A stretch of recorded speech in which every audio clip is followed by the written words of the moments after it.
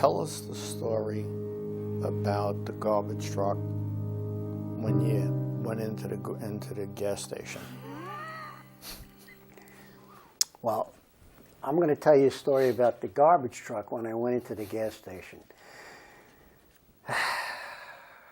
Look, like I said, Nutsy Vaganza says, Frankie, you hit everything but a human being. He said, I told you, your side mirrors on this truck that's what you go by. You see what's on each side of you. You see what's behind you. Because I had to back the truck up to the container, and then Nutsy would hook this cable onto a loop. There's a ring, and you'd have to get there's little prongs at the end of the garbage truck that slid into the sleeves of the container. Then between the Nutsy would hit the lever on the side of the garbage truck, would raise the container. He'd work the hopper, and then all the garbage would fall into the truck. So, after a while, I got pretty good at, after a while. I mean, you have hitting banks, fire hydrants, dropping 150 yards of dog shit on the highway. I was a garbage man. I felt like a garbage man, Sometimes I'd even pick through the garbage if I find something in there that caught my eye. So one of our stops was a gas station. It was only a 10-yarder. It wasn't a big one, but it was sort of on the side of the gas station in the back. And you'd have to drive in, and you'd have to circle around the gas pumps to pick up this container back in there. So I pull into the gas station. Nutsy's there. Now Nutsy, he looks like Popeye. I'm not kidding you. The only thing that is missing from Nutsy's olive oil. He wore the skull cap. He smoked a pipe. Forearms like this. He dressed in overalls. I asked him. I says, "Can I segue how he got his name, Nutsy?" I says, "Nutsy. Not for nothing, but how'd you get the handle Nutsy?" He says, "Frankie, when I was a kid, I lived on 135th Street in Madison. It was a hot summer day. Me and my friends were hot." He said, "We all walked up to the 3rd Avenue Bridge, and I jumped off to cool off." And from that on, they call me Nutsy. I said, "Yeah, anything else?" He says, "Yeah." He says, I think I moved up to the Bronx, Van Cortlandt Park. Every kid, they play cowboys and Indians. Well, I was an Indian. I captured this cowboy. He said, I tied him to the tree, one of my friends, poured gasoline on him, and I set him on fire.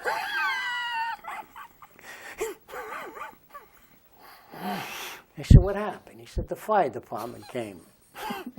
He said, all that happened is he burnt his shoes. So anyway, I pull into the gas station. Vaganza, he says, hey, I hit the brakes. He said, "Hey, be careful. You see the overheads?" "Yeah, nuts. I'm looking to the left, I'm looking right." So I'm pulling into the gas station, all of a sudden here, screeching metal, hit the brake. Nutsy's eyes are like this. Nuts. It ain't me, Nuts. There's nothing around me. Okay.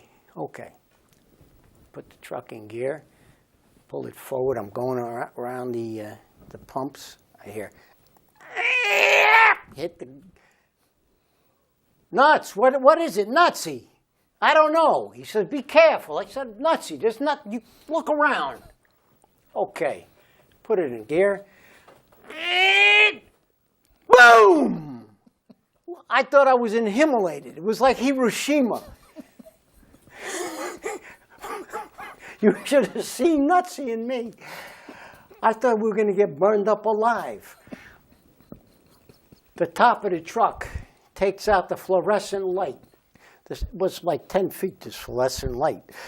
Took it right off the stanchion. Exploded. The guy that owned the gas station comes running out. He couldn't say anything. He dropped to his knees. Nutsy turns to me, he goes, Frank, you hit the overhead. I said, Nutsy, you didn't tell me to look up. You didn't tell me to look up, Nuts. He says, you better call Jimmy. I said, oh, Cots. So I had to call the midget.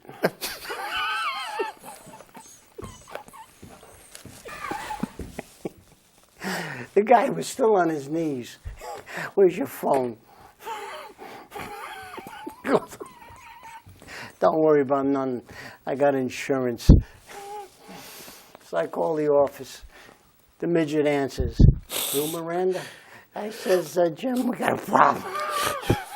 What happened? I blew up a gas station.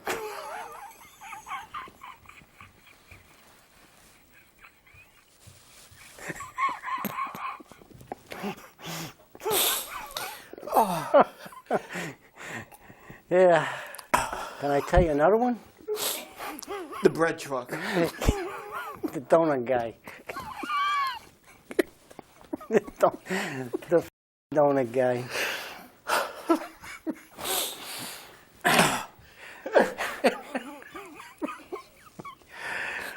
We're picking up the stops in Rye.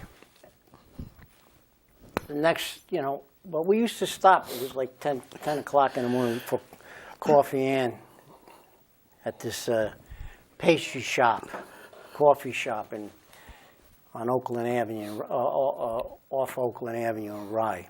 The transfer station was down the street. So I picked up, I think I was on not Theodore, from Post Road. Picked up a stop there and head down Oakland Beach Avenue. Just on the corner, Nutsy goes, let me out of the truck. I'll get a jump on it. So Nutsy runs down the block into the coffee shop while I'm pulling the garbage truck around the corner.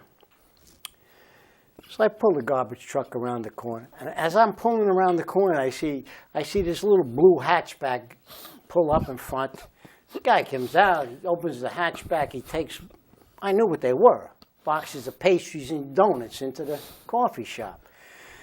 So as I'm approaching the coffee shop, I went to hit the air brakes.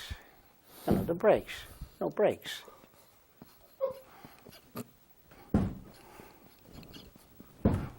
Now my heart's going like this, Sal.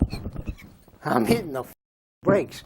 I thought my foot was going to go through the floorboards. Now I'm like 30 feet away, 13-ton truck. Now I'm 20 feet away. 10 feet away, I went, oh, God. And I just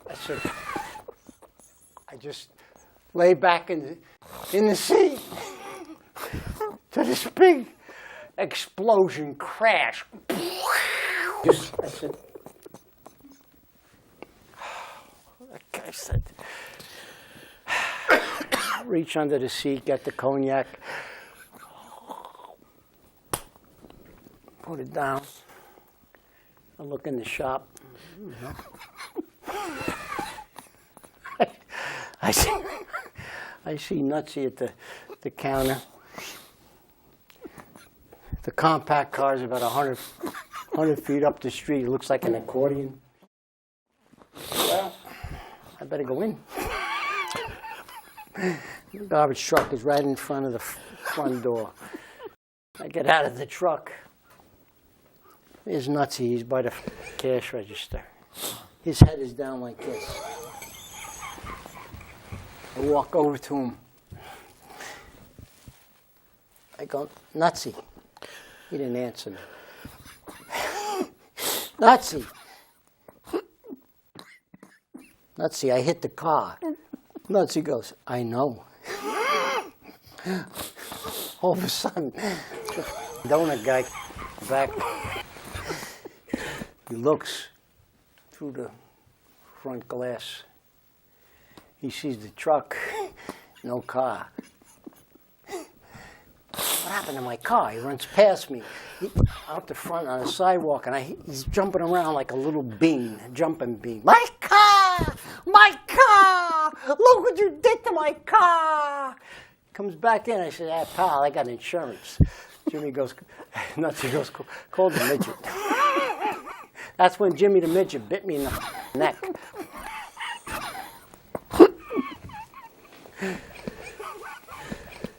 I must have cost, you know what? Matter of fact, one day I backed the garbage truck.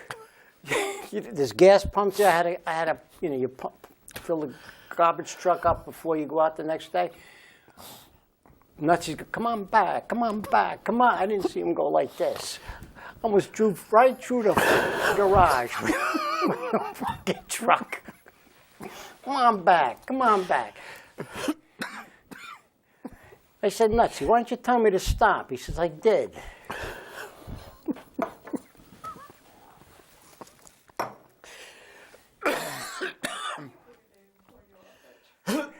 Huh? No, because guys were getting beat up. I was like the only driver left. They torched the trucks. They were burning them up. I was hoping, I was praying that the wise guys would stop us. I was praying. I have to get off this truck. I was so scared because I hit everything. Like Nutsy said, the only thing they haven't hit was a person, a human being. I got stuck under a bridge with the truck. I had to let the air out of the tires in February. My hands were almost burnt, froze off. Oh. Anyway, so that's part of the book. Oh. That's part of the book.